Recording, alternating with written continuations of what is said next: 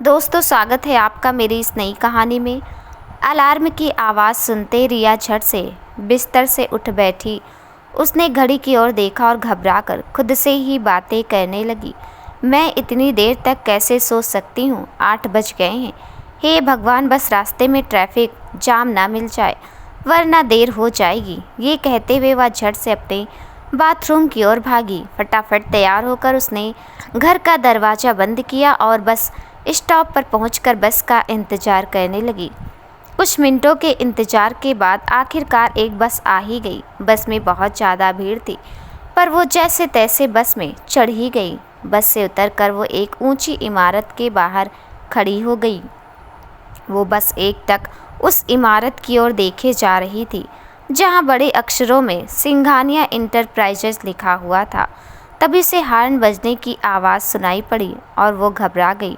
वो जैसे सामने से हटने गई, चौकीदार वहां आ गया और चिल्लाकर रिया को वहां से हटने को कहा। अचानक से हुई तेज आवाज़ से रिया घबरा गई और अपना संतुलन खोकर वहीं गिर गई। गिरने के कारण उसकी कोहनी में थोड़ी चोट भी लग गई थी। वहीं कार में बैठा अंगद अपने लैपटॉप में कुछ काम कर रहा था। लैपटॉप से अपनी नज़र न हटाते हुए उसने अंकुश अपने पर्सनल असिस्टेंट से कहा, अंकुश, क्या हो गया? तुमने कार क्यों रोक दी? जल्दी करो, हमें देर हो जाएगी। अंकुश ने तुरंत जवाब देते हुए कहा, सर, शायद कोई लड़की है जो गेट के सामने खड़ी है। ये सब एक ही जैसी हैं। ये लड़कियां आपका ध्यान अपनी ओर आकर्षित करने के लिए क्या क्या करती रहती हैं।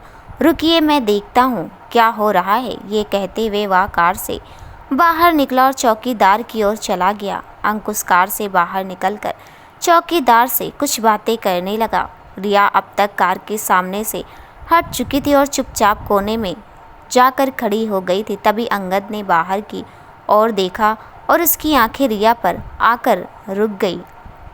रिया बेहद खूबसूरत लग रही थी।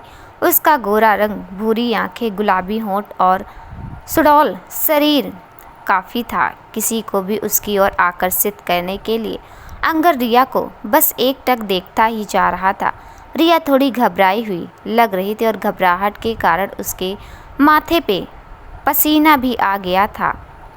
रिया की ओर देखती एक टक आँखों में अब तक आंसू आ गए थे। उसकी नज़रें रिया के कोहनी पर गई जिसमें से खून बह रहा था, पर रिया का मानो उस चोट पर कोई ध्यान ही नहीं था। रिया की चोट देखते ही अंगद को पहले ही कुछ बातें याद आने लगी। अंगद, नहीं, मुझे नहीं लगवाना इंजेक्शन, प्लीज़। इन्हें बोलो ना मुझे इंजेक्शन ना लगाए। डॉक्टर, आप मुझे गोलियां दे दो। जितनी भी गोलियां होंगी ना मैं खा लूँगी, पर इंजेक्शन नहीं। अंगद, तुम्हें पता है ना, मुझे दर्द बर्दाश्त नहीं होता और इंजेक्शन से बहुत ज़्यादा दर्द होता है। प्लीज़ डॉक्टर से कह दो ना मुझे इंजेक्शन ना लगाए। और ज़ोर ज़ोर से रोते हुए अंगद को कस के गले लगा लिया। रिया को रोते देख अंगद की आंखों में भी आंसू आ गए तो उसने भी रिया को कसकर अपनी बाहों में भर लिया। वह पहली गहरी सोच में डूबा नम आँखों से रिया की ओर बस देखे जा रहा था और एक पल को उसे ऐसा लगा कि वह दौड़ के उसे बस अपने गले लगा ले। अंगद के हाथ कार के हैंडल की ओर बढ़े ही थे कि तब तक अंकुश अंगद से माफ़ी मांगते हुए कार के अंदर आ गया। अंकुश की आवाज़ सुनते ही अंगद अपने ख्यालों की दुनिया से बाहर आ गया और अपना ध्यान रिया की ओर से हटाते हुए सामने गेट की तरफ देखने लगा। जिन आँखों में अब तक प्यार और दर्द दिख रहा था, अब उसमें अचानक से क्रोध नज़र आने लगा था। कहाँ रह गए थे इतनी देर? कहाँ लग गई? क्या पूरा दिन यही निकालना है? जल्दी करो, अंगद ने गुस्से में अंकुश से कहा। अंगद के गुस्से को देखते हुए अंकुश ने तुरंत कार स्टार्ट की। कार जैसे रिया के करीब से होकर गुजर रही थी, तभी रिया के फ़ोन की घंटी बजी। एक हल्की सी मुस्कान के साथ रिया ने वो कॉल उठाया।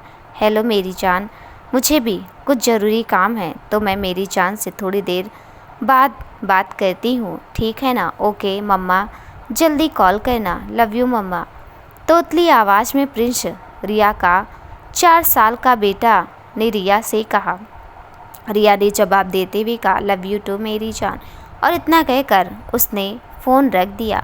रिया सिंघानिया इंटरप्राइजेस के बाहर खड़ी अब भी किसी उलझन में ही थी। उसे अंदर जाना चाहिए या नहीं? अपने डॉक्यूमेंट्स की फाइल को सीने से लगाए हुए वह बस इसी सोच में थी। रिया जानती थी कि सिंघानिया इंटरप्राइजेस इस देश के नंबर 1 कंपनियों में से एक है। टेक्सटाइल इंडस्ट्री में सिंघानिया इंटरप्राइजेस का मुकाबला करना नामुमकिन सा है। उसे पता था उसका यहाँ काम मिलना ना के ही बराबर है। सिंघानिया इंटरप्राइजेस के सभी कर्मचारियों की क्वालिफ़िकेशन बहुत ही ज़्यादा है। वहीं रिया, जिसने जैसे तैसे अपना 12th पूरा किया था। रिया ने भले ही फैशन से संबंधित कोई पढ़ाई नहीं की थी, किंतु फैशन में उसकी रुचि बहुत पहले से ही थी, तो उसने अपने हुनर को ही अपना काम बनाने का निश्चय कर लिया। वह छोटे मोटे कंपनियों में पहले काम कर चुकी थी, किंतु उसकी क्वालिफ़िकेशन कम होने के कारण उसे हर जगह कम ही वेतन मिलती थी, जिससे मुश्किल से उसका घर चलता था। सिंघानिया इंटरप्राइजेस के चौकीदार का वेतन भी उससे ज़्यादा ही होगा और उसे अपने बेटे प्रिंस को एक अच्छी ज़िंदगी भी तो देनी थी। इसी बात को ध्यान में रखकर उसने सोचा, जब यहाँ तक आ ही गई हूँ तो एक बार कोशिश करने में क्या जाता है। क्या होगा, ज़्यादा से ज़्यादा मेरा मजाक ही उड़ाएंगे ना, तो क्या हुआ, अब तो आदत सी हो गई है उसकी। यह कहकर वह चौकीदार को अपना इंटरव्यू का कार्ड दिखाते हुए ऑफिस के अंदर चली गई। रिसेप्शनिस्ट की आलोचनात्मक नज़रों को अनदेखा करते हुए रिया ने एक हल्की मुस्कान के साथ उससे सम्मानपूर्वक भाव में पूछा, मैडम, मैं यहाँ जूनियर फैशन असिस्टेंट के इंटरव्यू के लिए आई हूँ। कृपया आप मुझे बताएंगी कि इंटरव्यू कहाँ हो रहा है। ये कहते हुए रिया ने एक पेपर उस रिसेप्शनिस्ट की ओर बढ़ाया। आप यहाँ बैठकर इंतज़ार करो, आपका नंबर आते ही हम आपको बता देंगे। रिया के हाथ से पेपर लेते हुए उस रिसेप्शनिस्ट ने कहा। वह इंतज़ार करती हुई सभी महिलाओं को देख रिया की बेचैनी अब बढ़ने लगी थी। सभी महिलाएं एकदम निडर लग रही थी। उन्हें देख रिया का विश्वास थोड़ा डगमगाने लगा और उसकी बेचैनी बढ़ने लगी। रिया अभी उन महिलाओं को देख कुछ सोच ही रही थी कि तभी रिसेप्शनिस्ट ने उनका नाम पुकारा। मिस रिया, अगला नंबर आपका है। जी हाँ, रिया ने तुरंत जवाब देते हुए कहा। रिया ने अपने चेहरे पर एक मुस्कान लाते हुए खुद से कहने लगी, रिया, तुम कर सकती हो, बस डरना मत। रिया ने केबिन के बाहर खड़ी होकर दरवाजे पर 2 बार नॉक किया और अंदर से कम इन की आवाज़ आई। रिया ने अंदर जाकर देखा तो 2 पुरुष और एक महिला कुर्सियों पर बैठे थे। उन्होंने रिया से कुछ सवाल पूछे और रिया ने उनका जवाब अच्छे से दिया। अब आप जा सकती हैं, रिजल्ट के बारे में आपको फ़ोन करके बता दिया जाएगा। वहाँ बैठे उस महिला ने रिया से कहा। रिया सबको धन्यवाद कहकर उस केबिन से बाहर चली गई। वहीं दूसरी ओर अपने केबिन में बैठा अंगद सीसीटीवी से बस रिया को देखे जा रहा था। अंगद रिया की तस्वीर पे हाथ फेरता हुआ कहता है, देखना अब मैं क्या करता हूँ। इन 5 सालों में जितना दर्द मैंने सहा है ना, उसका डबल अब तुम्हें सहना होगा। तुम्हें पछतावा होगा कि तुमने अपनी ज़िंदगी का सबसे बड़ी गलत फैसला लिया था। You just wait and watch. Riya इन सब चीज़ों से अनजान ऑफिस से निकलकर पैदल ही अपने घर की ओर चल पड़ी। लगभग 45 मिनट में वह अपने घर पहुंच गई थी। घर पहुंचते पहले रिया ने प्रिंस से बात करने का सोचा। प्रिंस इस वक्त रिया के गांव उसकी मौसी के पास रह रहा था। कुछ दिनों पहले रिया के मकान मालिक ने अचानक रिया को घर से बाहर निकाल दिया था। रिया ने अपने आसपास भाड़े पर कई घर तलाश किए, पर रहने को कोई जगह ना मिलने पर उसने प्रिंस को कुछ दिनों के लिए अपने गांव भेजना ही सही समझा। अभी रिया अपनी कुछ दोस्तों के साथ एक रूम शेयर कर रही थी। रिया अपनी मौसी को फ़ोन लगाकर प्रिंस का हाल चाल पूछने लगी। मौसी जी ने बताया कि प्रिंस थक कर सो गया है, तो रिया ने भी उसे जगाना ठीक नहीं समझा और रिया ने मौसी जी से थोड़ी देर बात कर फ़ोन रख दिया। रिया ऐसे तो बहुत हिम्मत से काम लेती थी, पर कुछ सालों में उसकी ज़िंदगी में इतने उतार चढ़ाव आ गए थे कि अब वो उनसे लड़ते लड़ते थकने लगी थी। पर जब भी वो अपने बेटे प्रिंस का चेहरा देखती है, उसमें मुसीबतों से लड़ने की हिम्मत आ जाती है। प्रिंस ही अब एकमात्र उसके जीने का सहारा है। रिया को इंटरव्यू दिए हुए लगभग 2 दिन हो चुके थे, पर अब तक उसे कोई फ़ोन कॉल नहीं आया था। रिया शाम को अपने पार्ट टाइम जॉब से घर लौट रही थी, तभी रिया के फ़ोन की घंटी बजी। रिया ने फ़ोन उठाया। सामने से एक महिला की आवाज़ सुनाई पड़ी। हेलो, क्या आप मिस रिया बोल रही हैं? जी हाँ, रिया ने जवाब देते हुए कहा। 2 दिन पहले आपने सिंघानिया एंटरप्राइजेस में इंटरव्यू दिया था। आगे के प्रोसीजर के लिए आप कल सुबह 9 बजे तक ऑफिस आ जाना। फ़ोन से आवाज़ आई। रिया मुस्कुराते हुए बोली, जी ज़रूर, थैंक यू सो मच। रिया बहुत खुश थी। उसे अपने कानों पर विश्वास ही नहीं हो रहा था कि उसे सिंघानिया एंटरप्राइजेस से फ़ोन आया है। आने वाले तूफान से अनजान रिया खुशी खुशी अपने घर की ओर चल पड़ी। अगले दिन सुबह की बस पकड़कर रिया समय से पहले सिंघानिया एंटरप्राइजेस पहुंच गई थी। वहां उसे एक कॉन्ट्रैक्ट के बारे में बताया गया। रिया कॉन्ट्रैक्ट को पढ़ने लगी। वह कॉन्ट्रैक्ट पूरे 1 वर्ष का था। कॉन्ट्रैक्ट पढ़ते हुए रिया की नज़रें कुछ नंबरों की ओर गई। उसे मिलने वाली वेतन देखकर रिया की आंखों में एक चमक सी आ गई और वह मुस्कुराने लगी। पेपर को ठीक से पढ़ने के बाद रिया ने झट से उस पे अपने हस्ताक्षर कर दिए। सर, मैं काम कब से शुरू कर सकती हूँ? रिया ने एक हल्की मुस्कान के साथ पूछा। वैसे तुम अभी से काम कर सकती हो। ये जो फाइल्स हैं उन्हें तुम बॉस के केबिन में लेते जाना। उनका केबिन लास्ट फ्लोर पे है। ये कहते हुए उस व्यक्ति ने रिया के हाथ में एक फ़ाइल थमा दी। रिया ने उसे धन्यवाद कहा और उस फाइल को लेकर वहाँ से चली गई। वहीं दूसरी ओर अंगद अपने केबिन में बैठा बेसब्री से रिया का इंतजार कर रहा था। तभी उसके कानों में बाहर से एक आवाज़ सुनाई पड़ी। सर, मे आई कम इन? इन आवाज़ को सुनते मानो अंगद किसी सोच में खो गया। रिया ने दोबारा कहा, सर क्या मैं अंदर आ सकती हूँ? इस बार अंगद खुद को संभालते हुए हाँ। रिया को यह आवाज़ कुछ जानी पहचानी लगी, पर वह अपने विचारों को अनदेखा करते हुए उस केबिन के अंदर चली गई। हेलो सर, मैंने आज ही काम शुरू किया है। मुझे मैनेजर सर ने यह फ़ाइल आपको देने को कहा। ये कहते हुए रिया ने उस फाइल को टेबल पर रख दी। अंगद, जो अब तक खिड़की के पास खड़ा ऑफिस के बाहर की ओर देख रहा था, वह मुड़कर अब रिया की ओर देखने लगा था। रिया चुपचाप वहाँ टेबल के पास खड़ी थी। हेलो मिस रिया, कैसी हैं आप? अंगद ने रिया के पीछे खड़े हो धीरे से रिया के कान में कहा। अंगद की आवाज़ सुनते रिया के दिल की धड़कन तेज हो गई। क्या हुआ, कहाँ खो गई? अंगद इस बार रिया के और करीब आते हुए बोला। अब अंगद रिया के इतने करीब था कि वह रिया के तेज धड़कते दिल को सुन सकता था। रिया के फिर कोई जवाब न देने पर अंगद ने रिया के कमर पर हाथ रख उसे अपनी ओर मोड़ लिया और रिया को अपनी ओर खींच लिया। अब अंगद और रिया के शरीर एक दूसरे से पूरी तरह चिपके हुए थे। उनमें से हवा जाने की भी जगह नहीं बची थी। रिया बस नीचे की ओर देखे जा रही थी। उसने एक बार भी नजरें उठाकर अंगद की ओर नहीं देखा था। उसकी आंखें अब तक आंसुओं से भर चुकी थी। तभी अंगद की हथेली पर रिया के आंसुओं की एक बूंद गिर जाती है। अंगद रिया के चेहरे को अपनी उंगलियों से ऊपर उठाते हुए बोला, अब ये आंसू कैसे? बंद करो अपनी नौटंकी को। पहले का अंगद पागल था, अब का अंगद नहीं, मैं बदल गया हूँ। तुम्हारे ये झूठे आंसू अब मुझ पर कोई फ़र्क नहीं करते। अब नहीं होऊंगा मैं तुम्हारे प्यार में पागल, इसलिए बंद करो अपने इस मगरमच्छ के आंसुओं को। ये कहते हुए उसने रिया पे अपनी पकड़ और कस दी। उसने रिया को इतने कसकर पकड़ा हुआ था कि अब रिया को दर्द महसूस होने लगा था और उसकी ये तकलीफ़ उसके चेहरे पर साफ साफ दिखाई दे रही थी। अंगद प्लीज़ मुझे छोड़ दो, दर्द हो रहा, रिया ने बड़ी धीमी आवाज़ में अंगद से कहा। रिया की आवाज़ सुन अंगद हंसते हुए बोला, दर्द? हाँ, हंसते हुए। दर्द पता है तुम्हें दर्द क्या होता है? ये कहकर उसकी आंखों में भी आंसू आ गए। फिर अचानक गुस्से से तेज आवाज़ में चिल्लाते हुए, नहीं पता है तुम्हें दर्द क्या होता है? पता होता तो तुम मेरे साथ ऐसा नहीं करती। अरे तुम्हारे पास तो दिल ही नहीं है। पर अब तुम देखो, जितना दर्द तुमने मुझे दिया है ना, उसका 2 गुना तुम्हें सहना होगा। अब तक सिर्फ तुमने मेरा प्यार देखा है, अब तुम मेरी नफ़रत देखोगी। अंगद रिया को अपनी बाहों में कस के पकड़े हुए गुस्से के भाव में बस उसकी ओर देखे जा रहा था और रिया की आंखों से आंसू बहते ही जा रहे थे। क्या हुआ, अपनी सफाई में कुछ कहना नहीं है क्या? बोलो, कुछ बोलना है। कुछ मिनट की शांति के बाद अंगद ने फिर से कहा, रहने दो, वैसे भी अब तुम कितने भी झूठ बोल लो, मैं तुम्हारे झांसे में आने वाला नहीं। रिया जो कि अब तक चुप थी, उसने फिर हिम्मत जुटाकर बड़ी धीमी आवाज़ में अंगद से कहा, अंगद छोड़ो, मुझे जाने दो। तुम्हारे और मेरे बीच अब कुछ नहीं बचा है।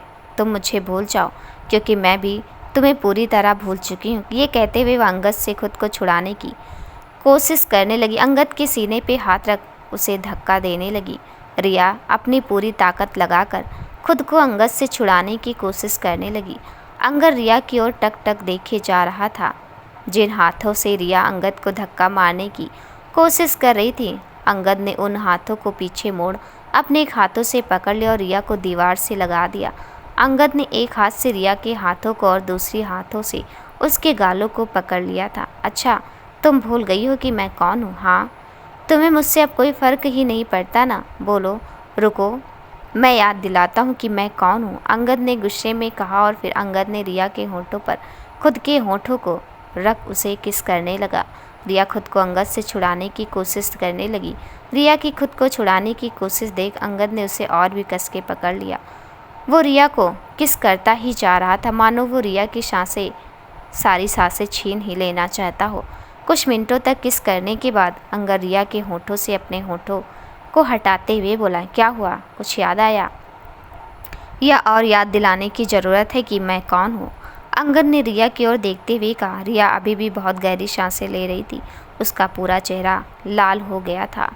तभी केबिन पे किसी के नॉक करने की आवाज़ सुनाई पड़ी। अंगद ने रिया को अपनी पकड़ से छोड़ा। रिया के पैर अब तक जम चुके थे। अंगद के अचानक छोड़ने पर रिया अपना संतुलन खोकर वहीं गिर गई। अंगद ने एक कदम बढ़ाया ही ताकि रिया को उठाने को, कि फिर अचानक से रुक गया। मुझसे ये उम्मीद मत रखो कि मैं तुम्हारी मदद करूँगा, इसलिए चुपचाप उठ जाओ, अंगद ने रिया से कहा। रिया दीवार का सहारा लेकर टेबल के पास खड़ी हो जाती है। तभी दोबारा नॉक की आवाज़ आती है। सर में आई कम इन, बाहर से आवाज़ आई। यस, अंगद ने कहा। तभी अंकुश, अंगद का पर्सनल असिस्टेंट, अंदर आ जाता है। सर, अगले 15 मिनटों में आपके मिस्टर मेहता के साथ मीटिंग है, अंकुश ने कहा। तुम चलो, मैं थोड़ी देर में आता हूँ, अंगद ने अंकुश से कहा। अंगद ठीक है सर कहकर केबिन से बाहर चला जाता है। रिया, अब तुम यहाँ से भागने की सोचना भी मत, क्योंकि ये 5 साल जैसे मैंने बिताए हैं, तुम्हें भी तो उस दर्द का एहसास होना चाहिए। अंगद ने रिया के करीब आकर उसके कानों में कहा। रिया के रोंगटे खड़े हो गए अंगद की आवाज़ सुनकर। तुम अब जा सकती हो, मुझे मीटिंग में जाना है, मैनेजर तुम्हें तुम्हारे काम के बारे में बता देगा। ये कहकर उसने रिमोट से केबिन का दरवाज़ा खोल दिया। रिया तुरंत वहाँ से चली गई। रिया वॉशरूम में जाकर रोने लगी। कोई उसकी आवाज़ ना सुन ले, इसलिए वो खुद का मुंह दबाकर धीमी आवाज़ में रोने लगी। उसकी आंखों से आंसू बहते जा रहे थे। अंगद की बातों याद कर उसके दिल में एक अलग सा दर्द हो रहा था। अंगद, मुझे पता है इन 5 सालों में तुमने बहुत दर्द सहा होगा। मेरे जाने के बाद तुम टूट से गए होगे। मुझे पता है मैंने तुम्हें धोखा दिया है। तुमने तो मुझे टूट कर प्यार किया था। अपने वादे को तोड़ मैं ही तुमसे दूर गई थी। मुझे माफ़ कर दो अंगद, मुझे माफ़ कर दो। शायद मैं तुम्हारे प्यार के लायक ही नहीं थी, कहकर वह रोने लगी। कुछ देर तक रोने के बाद उसने खुद को संभाला। अपना मुंह धोकर चेहरे पर एक हल्की मुस्कान ले आई, मानो अब तक कुछ हुआ ही न था, और वह वॉशरूम से बाहर निकलकर मैनेजर के केबिन की ओर चली गई। रिया मैनेजर के केबिन में बैठी मैनेजर के कॉल ख़त्म होने का इंतज़ार कर रही थी। रिया ने अब निश्चय कर लिया था कि वह यहाँ काम नहीं करेगी। ये अलग बात है, इस वक्त उसे इस काम की सख्त ज़रूरत थी। जिन चोटों को वह अभी भरने की कोशिश कर रही थी, उन्हें वह फिर से उभारना नहीं चाहती थी। मैनेजर अपना फ़ोन टेबल पर रखती हुई, हाँ बोलिए मिस रिया, क्या पूछना चाहती हैं आप? सर, मैं यहाँ काम नहीं कर सकती। आई एम सॉरी, प्लीज़ आप मेरे डॉक्यूमेंट्स मुझे दे दीजिए। रिया ने मैनेजर की ओर देखते हुए कहा। आपने थोड़ी देर पहले ही कॉन्ट्रैक्ट पेपर पे साइन किया है ना, तो आपने पढ़ा ही होगा कि एक बार काम शुरू होने के बाद आप 6 महीने की नोटिस दिए बिना ये काम नहीं छोड़ सकती। अगर आप ऐसा करती हैं तो आप पर कानूनन कार्रवाई होगी और आपको अपने पूरे वर्ष की तनख्वाह का दुगना भाग कंपनी को हर्जाना के तौर में भरना होगा। मैनेजर ने रिया की ओर देखते हुए कहा। पर मैंने तो अभी काम शुरू भी नहीं किया है, रिया ने मैनेजर से कहा। पर आपने कॉन्ट्रैक्ट पेपर पर अपने हस्ताक्षर कर दिए, इसलिए अब इसमें भी आपकी कोई सहायता नहीं कर सकता। और अगर आपको ये काम छोड़ना ही है तो आपको अंगद सर से बात करनी होगी, इसमें आपकी कोई सहायता नहीं कर सकता। सॉरी, मैनेजर ने रिया से साफ शब्दों में कहा। रिया जानती थी कि वो अंगद के आगे अब कितना भी गिड़गिड़ा ले, अंगद नहीं मानने वाला। अंगद बेहद ही हठी स्वभाव का इंसान था और यह रिया से बेहतर कौन जान सकता था। कुछ देर सोचने के बाद रिया ने जवाब दिया, ठीक है सर, मैं यहाँ 6 महीनों के लिए काम करने को तैयार हूँ। मेरा डेस्क कहाँ है? मैं फैशन के फील्ड में नई हूँ, कृपया आप मेरा मार्गदर्शन कीजिएगा। रिया ने विनम्र भाव में कहा, सॉरी, क्या आपको कोई गलतफहमी तो नहीं हुई ना? मैनेजर ने कहा, सर मैं कुछ समझी नहीं। रिया ने अपनी भौं उठाते हुए कहा, आप फैशन डिपार्टमेंट में नहीं, क्लीनिंग के डिपार्टमेंट में है। मैनेजर ने कहा, सॉरी सर, शायद मुझसे ही कोई गलतफहमी हो गई होगी। लगता है मुझे अब अपना काम शुरू कर देना चाहिए। ये कहकर रिया केबिन से बाहर चली गई। रिया, रोना मत, कोई बात नहीं, तुम यहाँ काम कर सकती हो। अंगद ये सब मुझे कमज़ोर करने के लिए कर रहा है, पर तू इतनी कमज़ोर है नहीं कि इन सब चीज़ों से हार जाए। वैसे भी पापा कहते थे ना, कोई काम छोटा बड़ा नहीं होता, और यहाँ सैलरी भी तो अच्छी है, और तू तो स्ट्रॉन्ग गर्ल है ना, तू यहाँ कर सकती। रिया खुद से ही बातें करने लगी। रिया ने खुद को संभाला और क्लीनिंग डिपार्टमेंट में जाकर काम अपना शुरू कर दिया। लगभग 2 घंटों तक मीटिंग होने के बाद अंगद मीटिंग रूम से बाहर आया। बाहर आते सबसे पहले उसकी नज़रें रिया पर पड़ी, जो कि अभी ऑफिस की साफ सफाई कर रही थी। वैसे तो अंगद ने रिया को यहाँ रोकने का प्लान पहले ही बना लिया था, पर वह यह देखकर चौंक गया था कि रिया चुपचाप काम कर रही है, जैसे कि वह जानता था रिया अब तक चिढ़ जाती और झगड़ा करने लगती कि तुमने मुझे ये काम क्यों दिया। यह सोचते वह रिया की ओर देख रहा था। रिया एक सामान्य परिवार में जन्मी इकलौती लड़की थी। उसे जन्म देते वक्त उसकी मां का देहांत हो गया था। उसके बाद रिया के पिता ने ही उसका पालन पोषण किया था। वह रिया से बेहद प्यार करते थे। अपने पिता के लाड दुलार से वह थोड़ी जिद्दी हो गई थी। चुलबुला मिजाज, हमेशा शैतानी करते रहना, काम तो उसने करना सीखा ही नहीं था। उसके सारे काम उसके पापा ही करते थे। वो खुद को अपने पापा की परी और अपने पापा को सुपरमैन कहती थी। अंगद ये सब जानता था, इसलिए वह थोड़ा चौंक गया था। जो लड़की ग्लास उठाने के लिए इतने नखरे करती थी, आखिरकार बिना कुछ कहे इस काम को करने के लिए तैयार कैसे हो गई। तभी अंगद ने अंकुश से कुछ कहा। अंकुश ने हाँ में सिर हिलाया और रिया की ओर चला गया। हेलो, सुनो, आप यहाँ काम बाद में करना, पहले अंगद सर का केबिन साफ करो, अंकुश ने रिया से कहा। रिया ने अंकुश की ओर नजरें उठाकर देखा और ठीक है बोलकर साफ करने का सामान ले अंगद के केबिन की ओर चली गई। अंकुश रिया को जाते देख सोच रहा था कि आखिर ये लड़की है कौन। उस दिन और आज भी केबिन में, वैसे तो सर सारी लड़कियों को बहुत दूर ही रहते हैं, पर यह है कौन जो जब से आई है सर के आसपास ही दिख रही है। यही सोचते हुए वह लंच करने चला गया। रिया अंगद के केबिन में चली जाती है, पर वह जब अंदर जाकर देखती है तो अंगद केबिन में नहीं होता है। रिया चैन की सांस लेती है। वो अभी अंगद के सामने नहीं आना चाहती थी, उसे पता था वो कमज़ोर पड़ जाएगी। रिया ने सोचा अंगद के आने से पहले ही वह अपना काम करके यहाँ से चली जाएगी और फटाफट साफ़ सफाई करने लगी। सफाई करते वक्त रिया के फ़ोन की घंटी बजी। फ़ोन पर प्रिंस का नाम पढ़ते रिया के चेहरे पर एक मुस्कान आ गई। रिया ने मुस्कुराते हुए फ़ोन उठाया। हेलो मम्मा, प्रिंस ने रोते हुए कहा। क्या हुआ, तुम रो क्यों रहे हो? रिया ने घबराकर पूछा। मम्मा, कल मेरा बर्थडे है ना, आप नहीं आओगे मुझसे मिलने? प्रिंस की आवाज़ से लग रहा था कि वो अभी रो रहा था। मेरी जान, मैं तुम्हारा बर्थडे कैसे भूल सकती हूँ, मुझे याद है, और कल रविवार है ना, मेरी छुट्टी होगी, मैं ज़रूर आऊँगी तुमसे मिलने, ठीक है ना? अब हंस दो। ओके मम्मा, मैं आपका इंतज़ार करूँगा, प्रिंस ने मुस्कुराकर तोतली आवाज़ में कहा। ठीक है मेरी जान, अभी मुझे थोड़ा काम है, हम घर पहुंचकर बात करेंगे, रिया ने मुस्कुराते हुए कहा। Okay, love you mamma, Prince ने बड़ी प्यारी आवाज़ में कहा। प्रिंस की आवाज़ सुन रिया हंस पड़ी। लव यू टू मेरी जान कहकर फ़ोन रख दिया। फ़ोन रख रिया ने अपना काम शुरू कर दिया। तभी उसे कुछ अलग सा महसूस हुआ, मानो कोई उसे देख रहा हो। उसने पीछे मुड़कर देखा तो अंगद गुस्से में रिया की ओर देख रहा था। कुछ समय पहले अंगद अपने वॉशरूम से बाहर आया और वॉशरूम से बाहर आते उसके कानों में रिया की आवाज़ पड़ी। आई लव यू टू मेरी जान सुनते मानो उसके अंदर का ज्वालामुखी ही फूट गया हो। टेबल पर रखे ग्लास को अंगद ने गुस्से में ज़ोर से दबाया और वह ग्लास अंगद के हाथों में ही टूट गया। ग्लास के टुकड़े चुभने से अब अंगद के हाथों से खून बहने लगा था। अंगद की चोट देख, अंगद तुम्हारे हाथों से खून बह रहा है, कहते हुए रिया अंगद की ओर बढ़ी। तभी अचानक से केबिन के अंदर एक लड़की आ जाती। अंगद देखो ना, इतना कहकर वह बीच में ही रुक जाती है और उसकी नज़रें रिया पर पड़ती है। तुम यहाँ क्या कर रही हो?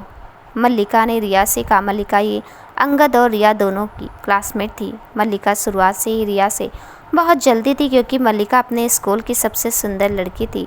पर जब तक रिया ने उस स्कूल में ट्रांसफ़र नहीं करवाया था, रिया के स्कूल ज्वाइन करने के बाद सबका ध्यान रिया की ओर ही आकर्षित हो गया था और मल्लिका जो हमेशा पहले नंबर पर रहती थी, रिया के आने के बाद दूसरे नंबर पर हो गई थी।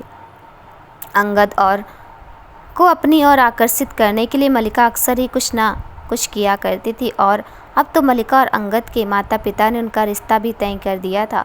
उन्होंने अंगद को बिना बताए उनकी सगाई भी तय कर दी थी, जो कि मल्लिका अभी अंगद को बताने आई थी। रिया कुछ कह पाती उससे पहले अंगद ने चिल्लाते हुए कहा, गेट आउट। रिया और मल्लिका दोनों ही अंगद की आवाज़ सुन घबरा गई। तुम्हें सुनाई नहीं देता? मैंने कहा गेट आउट, अंगद ने जोर देते हुए तेज आवाज़ में कहा। केबिन का दरवाज़ा खुले होने के कारण बाहर सभी कर्मचारी अंगद की आवाज़ सुन सकते थे। अंगद को इतने गुस्से में देख वे सभी भी डर गए थे। अंगद ने चिल्लाने के बाद रिया तुरंत ही केबिन से भागकर बाहर चली गई। ना जाने क्यों रिया की आंखों में आंसू आ गए थे। वह खुद उलझन में थी कि ये आंसू अंगद के उस पर चिल्लाने से आए हैं या अंगद को दर्द में देखने से। रिया के बाहर आते ही मल्लिका भी केबिन से बाहर आ गई। उसे पता था अंगद के गुस्से का सामना वह नहीं कर सकती। ऑफिस में सबकी नज़रें रिया पर ही टिकी हुई थी। रिया अपने आंसू पोंछ वॉशरूम की ओर जा ही रही थी कि मल्लिका ने उसे आवाज़ लगाई, रिया ये तुम ही हो ना? तुम यहाँ क्या कर रही हो? तुम्हें पता है ना अंगद तुमसे नफरत करता है, पर तुम तो पूरी बेशरम निकली। फिर से अंगद पे डोरे डालने यहाँ आ गई। तुमने अंगद को कितना गुस्सा दिला दिया। तुम्हारी शक्ल से भी नफरत करता है वो, तो उसका पीछा छोड़ दो। और वैसे भी तुम्हारी जानकारी के लिए बता दूं कि मेरी और अंगद की शादी तय हो गई है, इसलिए अंगद से दूर रहो। रिया ने बड़ी हिम्मत से अपने आंसुओं को रोका, पर उसे ऐसा महसूस हो रहा था कि मानो किसी ने उसके दिल के टुकड़े कर दिए हैं। मुबारक हो आपको, पर मैं समझी नहीं आप क्या कहना चाहती हैं। मैं यहाँ बस काम करती हूँ, पर अगर मेरी वजह से आपको कोई तकलीफ़ पहुँची तो मैं माफ़ी चाहती हूँ, कहकर रिया वहाँ से चली गई और मल्लिका भी गुस्से में वहाँ से चली गई। ये सब देखकर ऑफिस के सभी कर्मचारी आपस में बातें करने लगते हैं। वैसे भी रिया यही चाहती थी कि अंगद उसे भूल अपनी ज़िंदगी में खुश रहे, पर अब जब अंगद अपनी ज़िंदगी में आगे बढ़ रहा है तो उसे तकलीफ़ क्यों हो रही? अंगद ने अपनी जीवन साथी चुन ली है तो वो खुश क्यों नहीं है? वह अंगद को किसी और के साथ देख क्यों नहीं पा रही? यही सोच रिया पैदल ही अपने घर की ओर जा रही थी और उसकी आंखों से आंसू बहते ही जा रहे थे। अंदर से पूरी तरह टूटी हुई रिया जैसे तैसे अपने घर पहुंच गई। घर पहुंचते ही फ्रेश होकर वह सोने चली गई। रोते रोते ना जाने कब रिया की आंख लग गई। डुग्गू डुग्गू रुक जाओ, कहती हुई रिया एक छोटे से कुत्ते के पीछे भाग रही थी। स्कूल यूनिफॉर्म दो चोटी पीठ पर बस्ता लिए हुए रिया उस कुत्ते का पीछा कर रही थी। तभी अचानक से एक कार वहां आ जाती है, जिसे देख रिया जोर से चिल्लाती है आ और अपनी आंखों को बंद कर लेती है। घबराई हुई रिया धीरे धीरे अपनी आंखें खोलने लगती है, इस डर से कि डुग्गू छोटे कुत्ते को कुछ हो ना गया हो। रिया ने जब आंखें खोली तो देखा कि वह कार अभी वहीं खड़ी थी। रिया भागते हुए उस कार की ओर आई और वह कार के सामने से होकर आगे चली गई। भागने के कारण रिया गहरी गहरी सांसें ले रही थी। कार के आगे जाते ही उसकी नज़र एक लड़के पर पड़ी जो डुग्गू को अपनी गोद में लेकर उसे सहला रहा था। वह लड़का कोई और नहीं अंगद ही था। अंगद की ओर देखती मानो रिया के लिए सारी दुनिया ही थम सी गई थी। वह बस अंगद की ओर देखे जा रही थी। 15 साल की रिया के साथ ऐसा पहली बार हुआ था कि किसी को देखने के बाद उसकी धड़कनें इस प्रकार तेजी से धड़क रही थी। रिया अभी मुस्कुराकर अंदर अंगद की ओर देखे ही जा रही थी कि अंगद वहाँ आ जाता है। क्या ये तुम्हारा डॉगी है? अंगद ने रिया से पूछा। रिया जो अभी अंगद को देखने में ही व्यस्त थी। क्या? रिया ने अंगद की आंखों में देखते हुए कहा। मैंने कहा ये तुम्हारा डॉगी है। इस बार अंगद ने थोड़ी तेज आवाज़ में कहा। हाँ ये मेरा ही doggy. Thank you so much डुग्गू की जान बचाने के लिए, रिया ने हड़बड़ाते हुए कहा। अंगद ने ठीक है मैं जवाब दिया और डुग्गू को नीचे रिया की गोद में दे दिया। उस कुत्ते को देते हुए अंगद का हाथ रिया के हाथ से छू गया। अंगद के छूने से रिया की पहले से ही तेज धड़कने अब और भी तेजी से धड़कने लगी थी। डुग्गू छोटा कुत्ता रिया को देने के बाद अंगद बिना कुछ कहे वहाँ से चला गया और रिया डुग्गू को गोद में लिए अंगद से को खुद से दूर जाते देखने लगी। वह कुछ देर तक वहीं खड़ी रही, जिस दिशा में अंगद गया था वहीं देखती रही। रिया, रिया उठ जाओ। रिया के कानों में एक आवाज़ पड़ी और वह नींद से जाग गई। रिया को कई समय बाद अंगद का सपना आया था। अंगद से उसकी पहली मुलाकात रिया को आज भी बहुत अच्छी तरह से याद थी। रिया, तुम्हारी तबीयत तो ठीक है ना? हमेशा तो तुम हम सबसे पहले ही उठ जाती हो। तुम ठीक तो हो ना? रिया की रूममेट शीला ने कहा। हाँ, मैं ठीक हूँ, बस थोड़ी थक गई थी इसलिए देर तक आंख लग गई। रिया ने मुस्कुराते हुए कहा। 10 बज गए थे और आज रिया को अपनी मौसी के घर जाना था, जो कि 3-4 घंटों की दूरी पे था। आज उसका प्रिंस पूरे 4 साल का हो गया था। उसके जीने का एकमात्र सहारा उसका बेटा। आज से पहले कभी भी प्रिंस इतने दिनों के लिए रिया से दूर नहीं रहा। लोगों के लिए ये सिर्फ 10 दिन होंगे, पर प्रिंस के बिना रिया ने इन 10 दिनों को बड़ी मुश्किलों से बिताया था। यही सब सोचते हुए रिया जल्दी जल्दी तैयार होकर घर से निकल गई। हाथ में केक लिए हुए रिया बस स्टॉप की ओर जा रही थी, तभी अचानक से एक बड़ी काली कार रिया के सामने आकर रुक गई। उसमें से 2 काले कपड़े पहने हुए लोग निकले और रिया के मुंह पर हाथ रखकर उसे कार में खींच लिया। रिया चिल्लाने की कोशिश कर रही थी, पर उन लोगों ने रिया के मुंह और आंखों पे कपड़ा बांध दिया था। रिया अब एक अंधेरे कमरे में बंद थी। उसे अपने नीचे कुछ मुलायम सा महसूस हो रहा था। शायद वह किसी बिस्तर पर बैठी थी। उसके हाथ पैर एक रस्सी से बंधे हुए थे और आंखों को भी किसी कपड़े से बांधा हुआ था। रिया खुद को छुड़ाने की बहुत कोशिश करने लगी।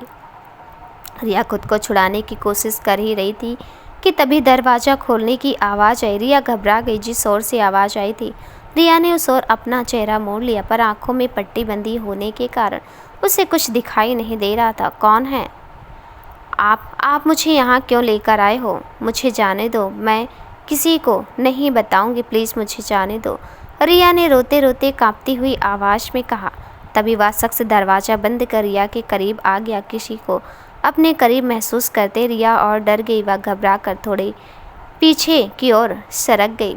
रिया और ज़ोर ज़ोर से रोने लगी। मुझे जाने दो, मुझे जाने दो, प्लीज़। रोते रोते रिया की आंखों की पट्टी अब पूरी तरह से भीग चुकी थी। तभी एक हाथ रिया की ओर बढ़ा। रिया अब डर के मारे कांपने लगी थी।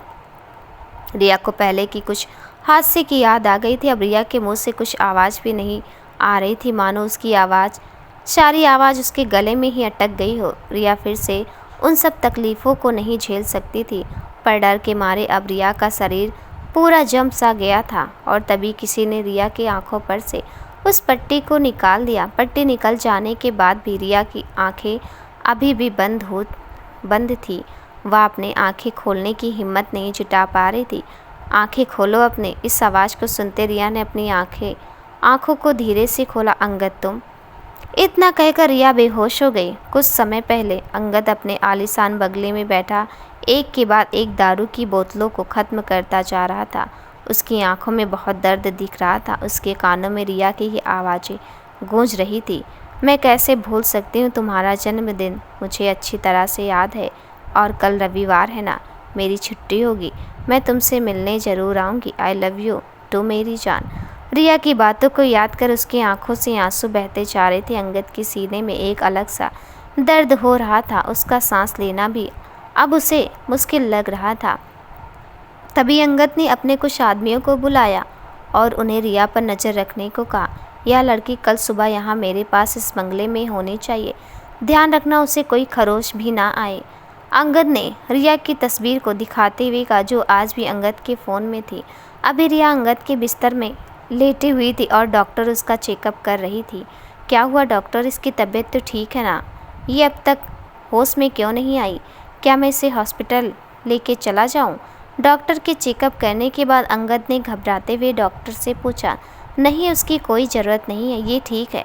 कुछ देर में इन्हें होश आ जाएगा। मानसिक तनाव ज़्यादा होने के कारण ये बेहोश हो गई होंगी। अक्सर ऐसा घबराने या किसी हादसे के कारण हो सकता है। आप इनका ध्यान रखना, ये जल्द ही ठीक हो जाएंगी। अब मैं चलती हूँ, डॉक्टर ने मुस्कुराते हुए कहा। अंगद ने बंगले की हेडमेड डॉक्टर के बैग को लेकर उन्हें बाहर छोड़ने चली जाती हैं। अंगद बिस्तर के पास बैठा रिया के हाथों को अपने हाथों में लिए उसे बस एकटक देखे जा रहा था।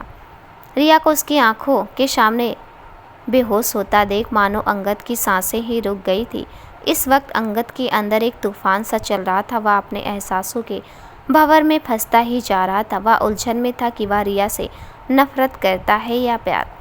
जो रिया ने अंगद के साथ किया था उसके बाद तो अंगद को रिया से बेहद नफरत करनी चाहिए थी, पर वह रिया से नफरत कर क्यों नहीं पा रहा। वह तो रिया को तकलीफ़ देना चाहता था ना, पर रिया को तकलीफ़ में देखकर अब उसे इतना ज़्यादा दर्द हो रहा है कि मानो किसी ने उसके दिल में खंजर चुभा दिए हों।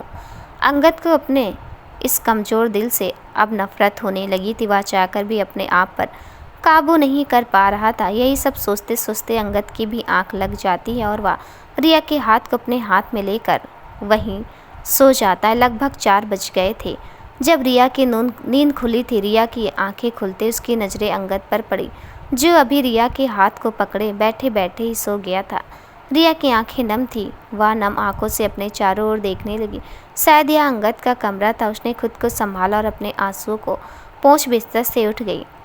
रिया बिस्तर से उठकर दरवाजे की ओर गई। तभी रिया के फ़ोन की घंटी बजी। रिया तुरंत टेबल के पास गई। रिया जिस पर उसका बैग रखा हुआ था और अपना फ़ोन उठा लिया। फ़ोन की दूसरी तरफ से प्रिंस ने मासूम सी आवाज़ सुनाई पड़ी, मम्मा आप कहाँ हो?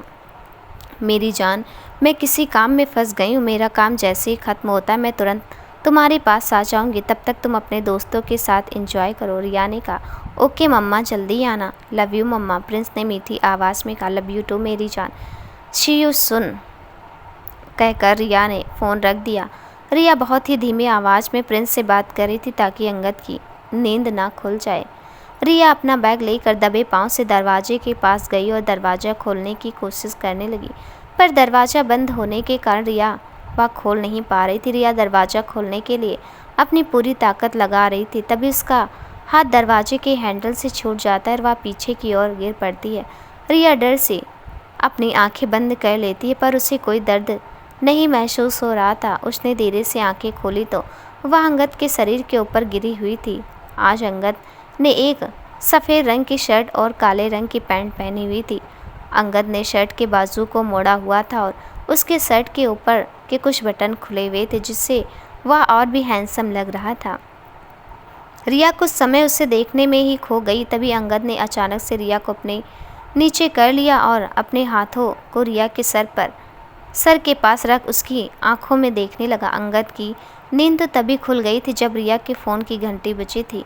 रिया भले ही धीमी आवाज़ में बात कर रही थी, पर उसकी हर एक बात अंगद के कानों में साफ साफ सुनाई पड़ी थी। रिया को बात करते सुन अंगद की आंखें गुस्से से लाल हो गई थी। क्या हुआ, भागने की कोशिश कर रही हो? कहाँ जाना? ये कहते हुए रिया के चेहरे से कुछ बालों को हटाने लगा। अपने नए यार से मिलना है लगता है। अंगद ये क्या बदतमीजी है? तुम मुझे यहाँ ज़बरदस्ती क्यों लाए हो? छोड़ो, मुझे जाने दो, मुझे कुछ ज़रूरी काम है। रिया ने गुस्से में अंगद से कहा। ज़रूरी काम है? हाँ कहकर अंगद हंसने लगा। क्या ज़रूरी काम है तुम्हारा? अपने नए बॉयफ्रेंड से मिलने जाना है क्या? हाँ, बहुत याद आती है उसकी। ये वही है ना जिसके लिए तुम मुझे छोड़ के गई थी बिना कुछ बताए? अंगद ने गुस्से में कहा। पर यह सब कहते अंगद के आंसू की एक बूंद रिया के चेहरे पर गिर जाती है। अंगद के सवाल रिया को खंजर की तरह छुप रहे थे। अंगद को इस तरह देख उसे बहुत तकलीफ़ हो रही थी। उसे समझ नहीं आ रहा थी कि वह इन सवालों का कैसे जवाब दे। रिया ने अंगद को धक्का देने की कोशिश की, पर अंगद रिया के और करीब आ गया। अंगद की आंखों में क्रोध और जलन दोनों की भावना एक साथ साफ साफ दिखाई दे रही थी। तुम आज कहीं नहीं जाओगी, अंगद ने जोर देते हुए कहा और फिर अंगद ने अपने होंठों को रिया के होंठों पर रख दिया और किस करने लगा। अंगद अब रिया के होंठों को काटने लगा था। अंगद उसे किस नहीं मानो उसे कोई सजा दे रहा हो। रिया के होंठों से खून बहने लगा था। रिया खुद को छुड़ाने की बहुत कोशिश कर रही थी, पर अंगद टस से मस नहीं हो रहा था। जब रिया की हर कोशिश नाकाम हो रही थी, उसने भी अंगद के जीभ को कसकर काट लिया। अंगद ने तुरंत रिया को छोड़ दिया और अपने मुंह पर अपना हाथ रख दिया। अंगद की जीभ कटने से उसमें से खून बहने लगा था। रिया के शरीर से अंगद का वजन कम होते ही रिया ने अंगद को धक्का दे दिया और रिया तुरंत उठकर खड़ी हो गई। अंगद तुम अपनी लाइन क्रॉस कर रहे हो। क्या हो गया है तुम्हें? तुम ऐसे तो नहीं थे, रिया ने गुस्से में रोते हुए अंगद से कहा। और अब मैं तुम्हारी गर्लफ्रेंड नहीं हूँ, मैं तुम्हारी कंपनी के लिए काम करती हूँ और आज मेरी छुट्टी है। तुम मुझे ऐसे यहाँ पकड़ के नहीं रख सकते, रिया ने बड़ी हिम्मत जुटाते हुए कहा। किसने कहा आज तुम्हारी छुट्टी है? आज शाम को ऑफिस की पार्टी है और जितना मुझे याद है तुम क्लीनिंग डिपार्टमेंट में हो ना, तो तुम्हें तो यहाँ रहना ही होगा। अपना काम करने के लिए अंगद ने गुस्से में रिया के पास आते हुए कहा। अंगद रिया का हाथ खींच उस कमरे से बाहर ले आता है। देखो वहाँ।